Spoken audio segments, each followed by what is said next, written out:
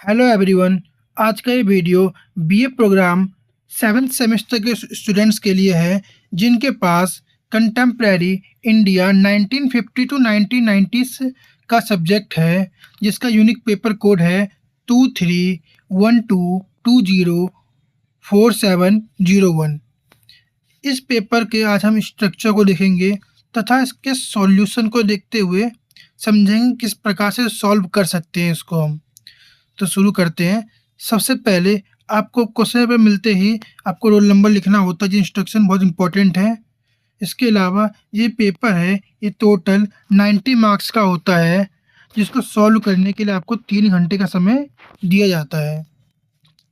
साथ ही टोटल आपको जो क्वेश्चंस मिलते हैं वो 8 मिलते हैं, जिनमें से कोई भी 4 क्वेश्चन केवल आपको सॉल्व करने होते हैं, 8 में से 4। तथा जो 4 क्वेश्चन आप सॉल्व करेंगे या फिर जो जितने क्वेश्चन दिए गए हैं, सबके जो मार्क्स हैं वो इक्वल है, यानी इन 8 में से कोई भी क्वेश्चन आप सॉल्व कर सकते हैं। इसके अलावा सबसे इम्पोर्टेंट बात ये है कि आप अपना आंसर इंग्लिश या हिंदी दोनों में से किसी भी लैंग्वेज दे सकते हैं, परंतु आपको पूरा पेपर सेम लैंग्वेज में देना होगा। चलिए हम शुरू करते हैं पेपर को।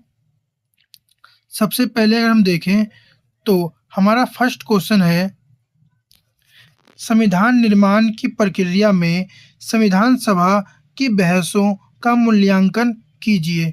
यानी जो संविधान का निर्माण संविधान सभा द्वारा किया गया, तो उस संविधान सभा में जो भी संविधान जो बहस हुई थी, उन बहसों का मूल्यांकन करना है कि उन बहसों का क्या महत्व हुआ या वो बहसें किस प्रकार की थी, किन मुद्दों पर हो रही थी, वो लिखनी है। चलिए देखते हैं इसका आंसर हम किस प्रकार से लिख सकते हैं।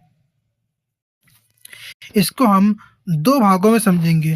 पहला, बहस के मुख्य मुद्दे क्या थे, उसके अलावा बहस की प्रक्रिया और उसका महत्व क्या था वो भी समझेंगे हम। तो अगर हम प्रमुख मुद्दों की बात करें तो उसमें आ जाएगा शक्ति संतुलन, जैसे कि केंद्र और राज्यों के मध्य अधिक शक्ति किसको मिले या उनके मध्य शक्ति का वितरण किस प्रकार से किया जाए। क्या मजबूत केंद्र बनाम राज्य की स्वायत्ता हो या विभिन्न संघों का अध्ययन हो। इन मुद्दों पर संविधान सभा में काफ़ी बहस हुआ और जिन बहसों के कारण ही भारतीय जो संघ है वो उभर कर आया, जो कि पूरे विश्व में एक अनूठा संघ है, जिसमें कमज़ोर राज्यों जिसमें जो राज्य हैं वो तो टूट सकते हैं या फिर उनको पुनर्वितरित किया जा सकता है, परंतु संघ जो है वो अखंड है। सेकंड देखें, अन्य मुख्य मुद्दा है मौलिक अधिकार और न्याय, व्यक्तिगत स्वतंत्रता बनाम सामाजिक जिम्मेदारी। किसको महत्व अधिक अधिक दिया जाए, व्यक्तिगत स्वतंत्रता को अधिक महत्व दिया जाए या सामाजिक को जिम्मेदारी को अधिक महत्व दिया जाए। यानी कुछ मुद्दे थे जो मौलिक अधिकार और नीति के तत्व के को लेकर भी थे, किसको अधिक महत्व दिया जाए। न्यायपालिका स्वतंत्रता को लेकर यानी इन सब मुद्दों को लेकर के बहस हुई, जिसके कारण अधिकारों और कर्तव्यों के मध्य संतुलन की भावना या फिर की नीति को अपनाया गया। अन्य प्रमुख मुद्दे में आ जाएगा अल्पसंख्यक और प्रतिनिधि, यानी जो भारत में अल्पसंख्यक निवास करते हैं, जैसे कि बुद्ध, जैन, पारसी, इनका प्रतिनिधित्व किस प्रकार से हो। भारतीय संविधान में 2 प्रकार के अल्पसंख्यक की बात की गई है। एक है भाषाई अल्पसंख्यक, जो भाषाई आधार पे है, और दूसरा धर्म के आधार पर अल्पसंख्यक।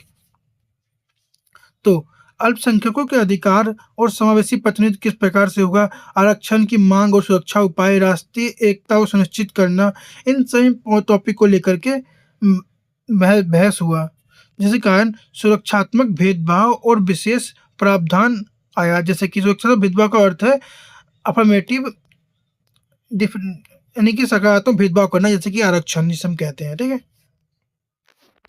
चौथा हो जाएगा भाषाई नीति, राजभाषा और राष्ट्रभाषा का प्रश्न था, इसको लेकर के काफ़ी बहस हुआ। हिंदी, अंग्रेजी या अन्य क्षेत्रीय भाषा को किसको राजभाषा या राष्ट्रभाषा के रूप में चुना जाए। इसके अलावा मुंशी अयंगर फॉर्मूला के ऊपर बहस हुई, जिसके बाद भारतीय समाज को बहुभाषी समाज मानते हुए भारत की राष्ट्रभाषा के रूप में किसी भाषा को नहीं अपनाया गया, जबकि राजभाषा के रूप में हिंदी को अपनाया गया था। इसके अलावा अन्य टॉपिक अगला मुद्दा देखें तो अगला मैंने देखा था हम बहस की प्रक्रिया और महत्व को समझेंगे।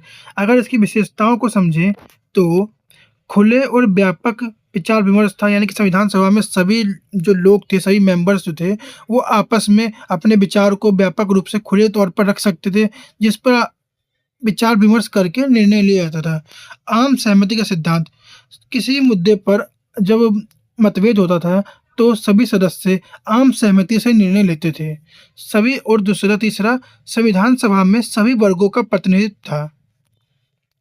इसके अलावा हम बहस के महत्व को समझें यानी मूल्यांकन देखें तो इन्हीं बहस ने भारतीय संविधान को एक जीवित संविधान बनाया और लोकतांत्रिक मूल्यों की नींव रखी और भारत में विविधता को समावेश किया। कुछ प्रमुख सदस्य जब संविधान सभा के हो जाएंगे, ये नीचे दे रखे हैं, जैसे कि बी आर अम्बेडकर, नेहरू, सरदार वल्लभ भाई पटेल और मौलाना अब्दुल कलाम आज़ाद। चलिए अब अगला क्वेश्चन देखते हैं।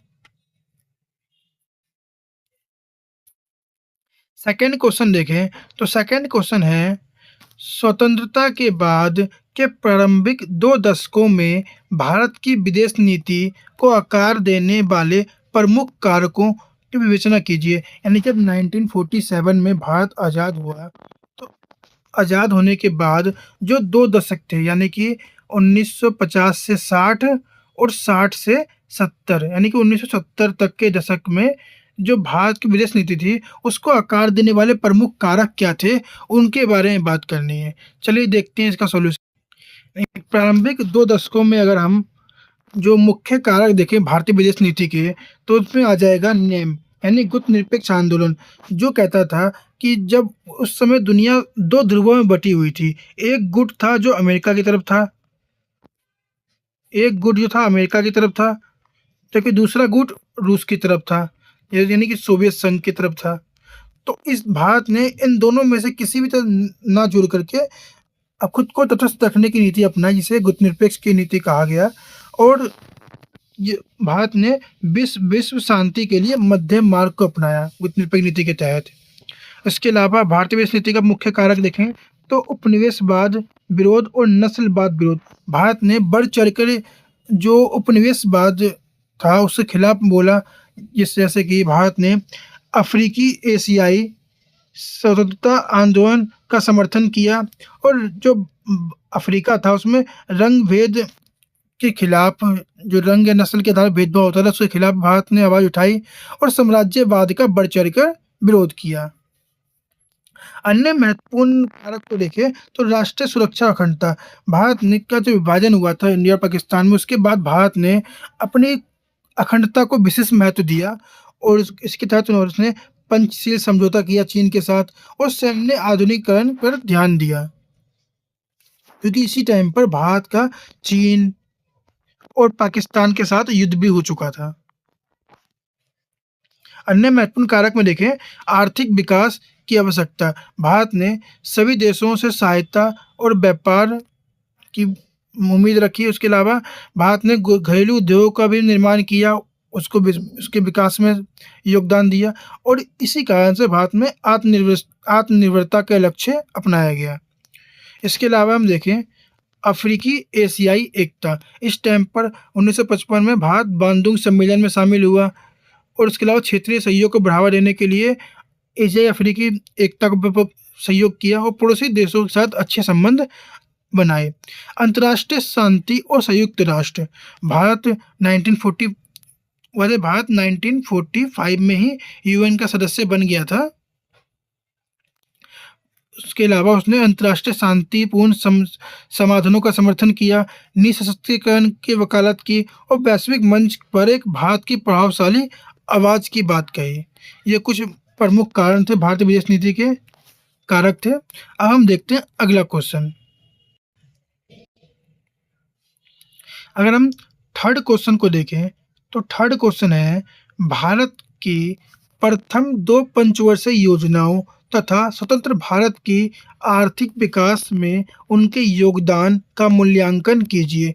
यानी कि जब भारत में शुरुआती 2 पंचवर्षीय योजना आई तो उसने स्वतंत्र भारत के आर्थिक विकास में किस प्रकार से योगदान दिया, उसका मूल्यांकन करना है। चलिए इसका आंसर देखते हैं किस प्रकार सॉल्व कर सकते हैं इसको हम।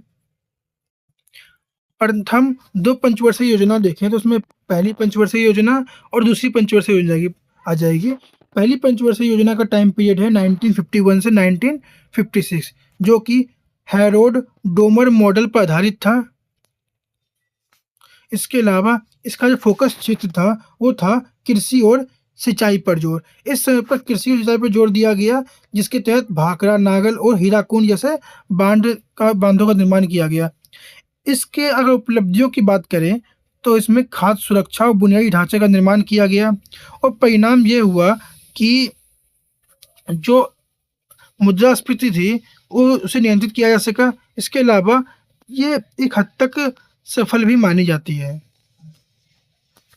इसके अलावा द्वितीय पंचवर्षीय योजना को देखें तो इसका टाइम पीरियड 1956 से 1961 का था। इसका जो फोकस क्षेत्र था वो था भारी उद्योग और तीव्र औद्योगिकरण।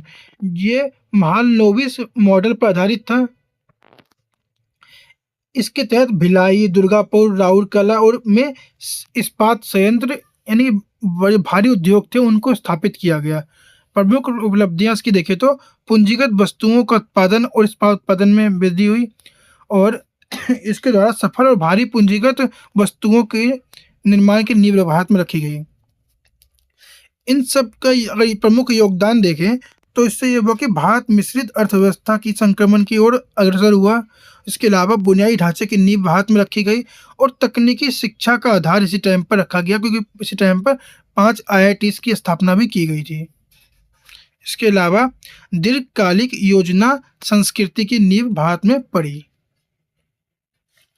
चलिए अगला क्वेश्चन देखते हैं। हम फोर्थ क्वेश्चन को देखें तो फोर्थ क्वेश्चन है भारत में दल प्रणाली के विकास का मूल्यांकन कीजिए विशेष रूप से निम्न में से किसी एक के संदर्भ में। यानी कि इस क्वेश्चन में आपको टोटल 4 ऑप्शन दिए गए थे। कांग्रेस, जनसंघ, भाजपा, क्षेत्रीय दल और वामपंथी दल। किसी भी एक के संदर्भ में आपको कहा गया किसी एक के संदर्भ में जो दल प्रणाली का विकास हुआ है उसका मूल्यांकन करना है। किस प्रकार से भारत में दल प्रणाली का विकास हुआ तो हम देखते हैं इसको। हालांकि मैं चारों के रूप में बताता हूँ, आपको आंसर जो एग्जाम में करना है वो किसी एक के बारे में डिटेल में करना है। हम समझते हैं किस प्रकार से इन चारों दलों की भूमिका रही भारतीय राजनीति में या दल प्रणाली के विकास में। तो मैं यहाँ इस क्वेश्चन को मैं चारों दलों की बात कर रहा हूँ परंतु आपको जो आंसर है उसमें किसी एक दल की बात करनी है चारों में से क्वेश्चन जो बोला गया है। तो हम देख लेते हैं। कांग्रेस शुरुआत में इसका एक दलीय वर्चस्व का युग रहा 1967 के चौथे आम चुनाव तक। तो लगभग इसी का एक दलीय रहा राज्य और केंद्र दोनों में। परंतु जब 1967 का चुनाव हुआ उसके बाद धीरे धीरे एक दलीय यानी कि एक दलीय वर्चस्व खत्म हुआ और गठबंधन का युग शुरू हुआ। तो इसमें देखते हैं कि जो वामपंथी दल था जिसमें सीपीआई, सीपीआईएम जैसे क्षेत्रीय पार्टी आ जाएंगी जो कि बंगाल के जैसे इलाकों में काफ़ी ज़्यादा प्रसिद्ध थी जिनकी अपनी खुद की विचारधारा थी। तो इन दलों ने भी जब देखा कि गठबंधन की राजनीति हो रही तो ये भी कांग्रेस या फिर अन्य पार्टियों से गठबंधन किया उन्होंने। और क्षेत्रीय जो दल थे तो 1967 के बाद जब गठबंधन का युग शुरू हुआ तो इनका भी महत्व बढ़ गया।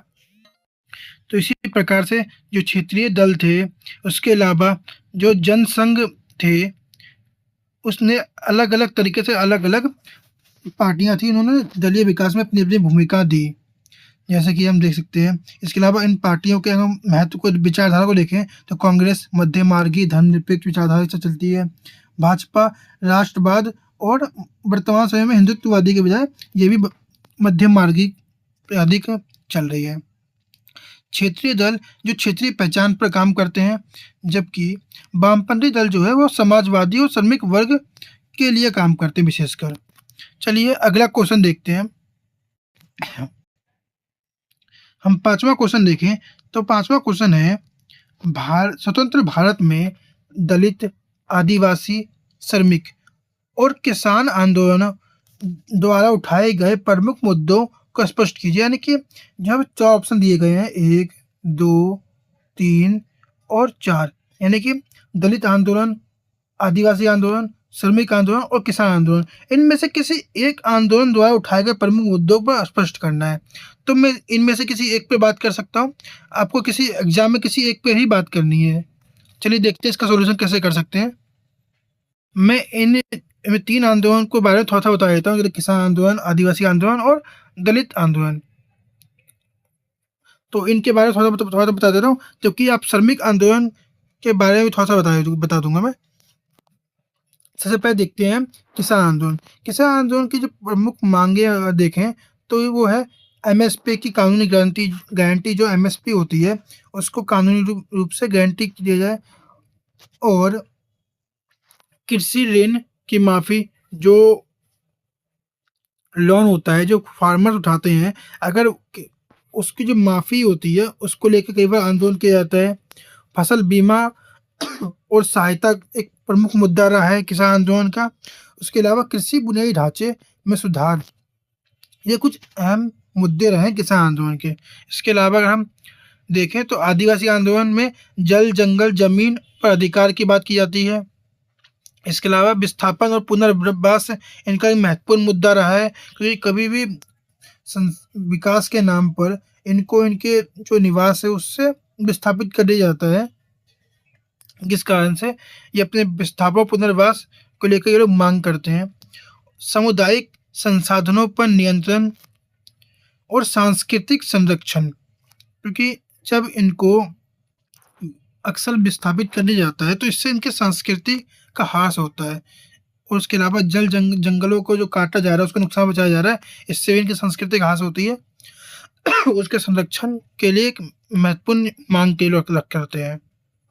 उसके अलावा हम दलित आंदोलन में देखें तो दलित आंदोलन में प्रमुख मुद्दे रहते हैं, जैसे जाति आधारित भेदभाव का अंत हो, सामाजिक न्याय और समानता मिले उनको, और आरक्षण और का प्रभावी रूप से क्रियान्वयन हो, साथ ही अत्याचार निवारण अधिनियम का पालन हो, जो उनका शोषण होता है, शोषण से उनको मुक्ति मिले। ये कुछ प्रमुख मुद्दे रहे हैं। इसके अलावा श्रमिकों को देखें तो श्रमिकों की जो मुख्य मांग होती है आंदोलन की, वो होती है उनको उचित वेतन मिले। वेतन को लेकर के वो लोग करते हैं आंदोलन। इसके अलावा और मुद्दों में देखें तो जो कार्य हैं उनके वो न्यायोचित और मानवोचित हो, यानी कि वो उसमें उचित इक्विपमेंट हो, उनकी सुरक्षा हो। इसके अलावा वो लोग अपने सुरक्षा, जैसे कि पेंशन, यानी सामाजिक सुरक्षा, जैसे पेंशन हो गया और इंश्योरेंस, इनके महत्वपूर्ण मुद्दे रहे हैं। चलिए अगला क्वेश्चन को देखते हैं। हम 6th क्वेश्चन को देखें तो उसमें है, स्वतंत्र भारत में निम्नलिखित में से किसी एक क्षेत्र में हुए प्रमुख घटनाक्रम की विवेचना कीजिए। यानी कि यहाँ पे 3 टॉपिक हमें दिए गए हैं, लोकप्रिय और समानांतर सिनेमा, कला और साहित्य, विज्ञान प्रौद्योगिकी और शिक्षा। इसमें से किसी भी एक क्षेत्र पर हमको किस प्रकार से घटनाक्रम हुए हैं, किस प्रकार से उसका विकास हुआ है, अभी किस प्रकार से वो कार्य करता है, उसके बारे में बताना है हमको। चलिए हम बात करते हैं।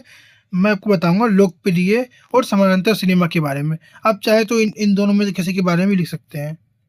चलिए देखते हैं इसका आंसर। स्वतंत्र भारत में भारतीय सिनेमा का विकास को देखें तो लोकप्रिय और समानांतर सिनेमा, ये दोनों लोकप्रिय सिनेमा जैसे कि बॉलीवुड, और समानांतर सिनेमा यानी कि कला सिनेमा, जिसमें कला का एक महत्व होता है, हालाँकि ये भी बॉलीवुड का भाग हो जाएगा। इसके अलावा हम देखें तो जो लोकप्रिय सिनेमा है उसमें मदर इंडिया, मुगले आजम जैसी फ़िल्में आ जाएँगी, जिसने स्वर्ण युग और देशभक्ति जैसे सामाजिक मुद्दों की बात करी। जैसे उसके अलावा एंग्री यंग मैन यानी मसाला फ़िल्मों की बात करी इन्होंने, जैसे शोले, दीवार वगैरह हो गई। इसके अलावा वैश्वीकरण और रोमांस को भी एक महत्वपूर्ण घटक के रूप में शामिल किया जा सकता है लोकप्रिय सिनेमा में, और इसमें बड़े बजट और पैन इंडिया और नए विषय शामिल किए जाते हैं।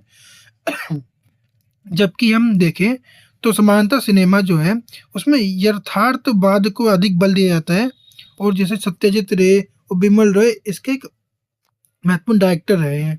इसके अलावा जो समानांतर सिनेमा है, उसमें भारतीय न्यू वेव सामाजिक और राजनीतिक सरोकार को महत्व दिया जाता है और इसमें स्वतंत्र सिनेमा, नई पहचान और क्षेत्रीय प्रभाव का विकास मिलता है। साथ ही ये यथार्थवाद और पुनर्जागरण और डिजिटल प्लेटफ़ॉर्म के रूप में भी कार्य करते हैं। जैसे डिजिटल प्लेटफ़ॉर्म आज के टाइम पे नेटफ्लिक्स और प्राइम, अमेज़न प्राइम वगैरह शामिल है इसके अंतर्गत। चलिए अगला क्वेश्चन देखते हैं।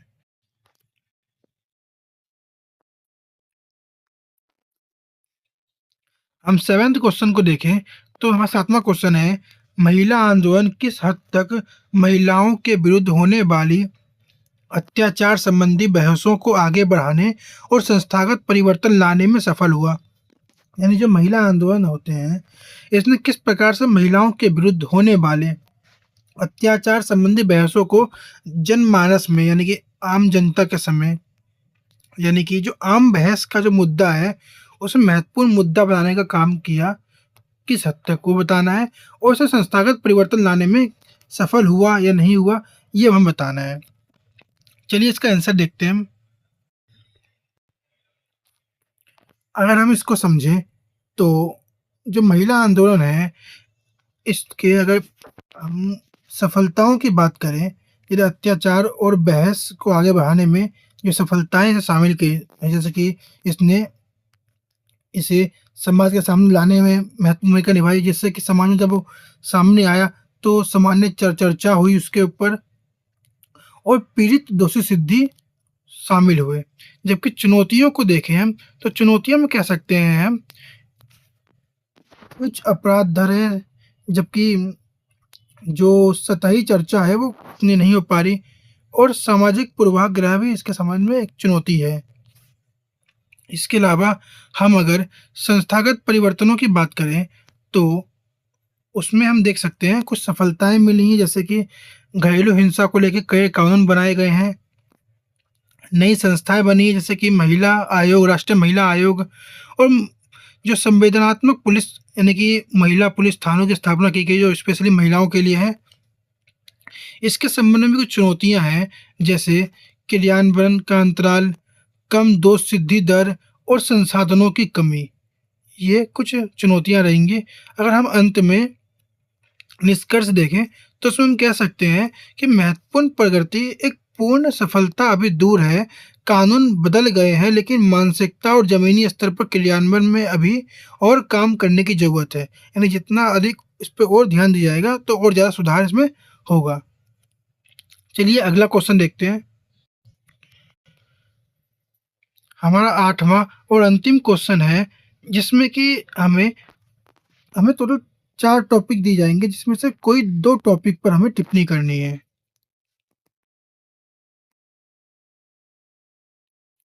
राज्यों के पुनर्गठन की बात करें तो जब 1947 में भारत आज़ाद हुआ, तो उसके बाद उस समय 4 प्रकार के राज्य होते थे, परंतु स्वतंत्रता के बाद 1956 में 7वां संविधान संशोधन करके जो राज्यों का पुनर्गठन किया गया, उसके तहत 14 राज्य और 6 यूटी बनाए गए।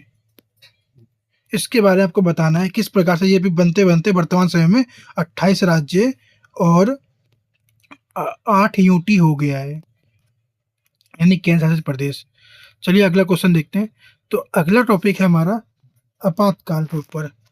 तो भारतीय संविधान में जो भाग 18 है, भाग 18 में अनुच्छेद 352 से 360 तक आपातकाल के बारे में वर्णन करता है, जिसमें 3 प्रकार के आपातकाल हैं, राष्ट्रीय आपातकाल, उसके अलावा राष्ट्रपति शासन, इसके अलावा वित्तीय आपातकाल। 3 प्रकार के आपातकाल हैं। अगर हम देखें तो वित्तीय आपातकाल आज तक लगाया नहीं गया है, जो कि राष्ट्रपति शासन जो होता है वो राज्यों के लिए होता है और जो राष्ट्रीय आपातकाल होता है, ये वर्तमान में 3 बार भारत में लगाया जा चुका है, जिसमें 2 था आंतरिक और 1 बाहरी।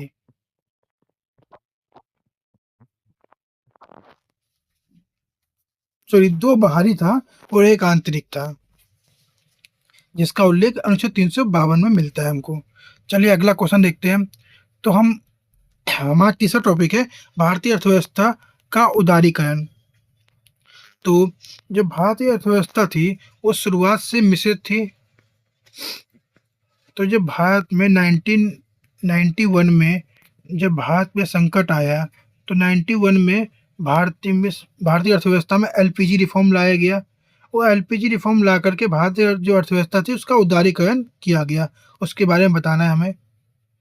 इसके अलावा हमारा जो अंतिम पॉइंट है वो है 1980 से 1990 के दशकों में राजनीतिक संगठन और जन संगठन के बदलते स्वरूप। किस प्रकार से 1980-90 दशक में जो राजनीतिक संगठन थे, पॉलिटिकल पार्टी जो थी या फिर जो मोबिलाइजेशन थे, किस प्रकार से जन संगठन के रूप में बदलती रही, इसके बारे में बताना है हमको।